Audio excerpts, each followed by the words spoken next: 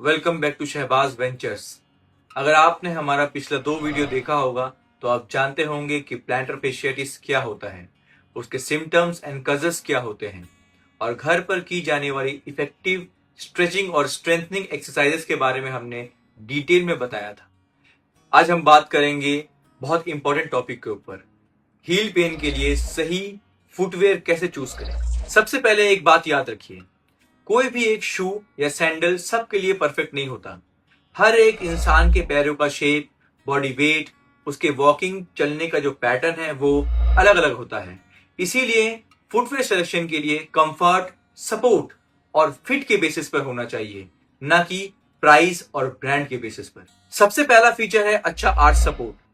Foot के arch को proper support मिलने से प्लैंटर फेशिया पर अननेसेसरी जो स्ट्रेस है वो कम पड़ता है और चलना ज्यादा कंफर्टेबल हो सकता है। दूसरा इंपॉर्टेंट फीचर है हील कुशनिंग। हर कदम के साथ हील पर इंपैक्ट पड़ता है। अच्छी कुशनिंग इस इंपैक्ट को एब्जॉर्ब करने में हेल्प करती है और हील पर एक्स्ट्रा प्रेशर कम करती है। लेकिन ज्यादा सॉफ्ट फुटवेयर भी हर किसी के लिए आइडियल नहीं होता, क्योंकि कुशनिंग के साथ स्टेबिलिटी भी उतनी ही जरूरी है। तीसरा फीचर्स है फर्म और supportive soul.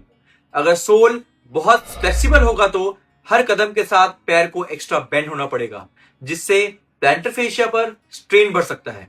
Moderate firm soul walking को ज्यादा स्टेबल बनाता है। चौथा फीचर है प्रॉपर फिटिंग, ना बहुत ज्यादा टाइट ना बहुत ज्यादा लूज। टोस के सामने थोड़ा सा जगह होनी चाहिए और हील शू के अंदर स्लिप नहीं होने चाहिए। याद रखिए, गलत फिटिंग भी हील पेन को बढ़ा सकता है। बात करते हैं कुछ कॉमन फुटवेयर मिस्टेक की। सबसे पहली मिस्टेक, आपको हील पेन है और आप घर के हार्ड फ्लोर पर बेयरफुट चलते हैं तो ये आपके डिस्कंफर्ट को बढ़ा सकता है। दूसरी बड़ी मिस्टेक्स है पुराने घिसे हुए चप्पलों को यूज करना। हालांकि वो दिखते शायद सही हो, लेकिन उसका कुशनिंग और स्टेबिलिटी वक्त के साथ कम जाता है, अवॉइड। तीसरी मिस्टेक्स है फ्लैट स्लीपर्स का यूज करना या फ्लिप फ्लॉप्स का दिन भर पहनना।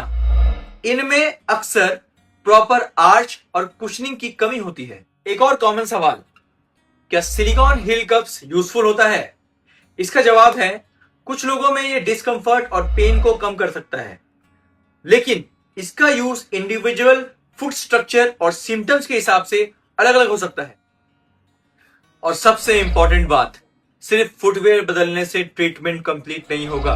अगर आप सही बॉडी वेट कैरी नहीं कर रहे हैं तो, अगर आप प्रॉपर स्ट्रेचिंग और एक्सरसाइजेस नहीं कर रहे हैं तो ये भी उतने ही इंपॉर्टेंट है जितने की फुटवेयर को बदलना। अगर आपने फुटवेयर ही बदल लिया, एक्सरसाइज भी कर रहे हैं, स्ट्रेचिंग भी कर रहे हैं, पर पेन में कोई इंप्रूवमेंट नहीं हो रहा है, तो डॉक्टर का सलाह जरूर लें, चेकअप करवाएं, दिखाएं डॉक्टर को। और अगर ये वीडियो आपको अच्छा लगा हो, इंफॉर्मेटिव लगा हो, तो इस वीडियो को शेयर करें, लाइक करें, सब्सक्राइब करें, मेरे चैनल को फॉलो करें, मुझे हेल्प करें ताकि मैं आपको और भी बेहतर से बेहतर लाइफस्टाइल जीने के टिप्स बताता रहूं। Thank you.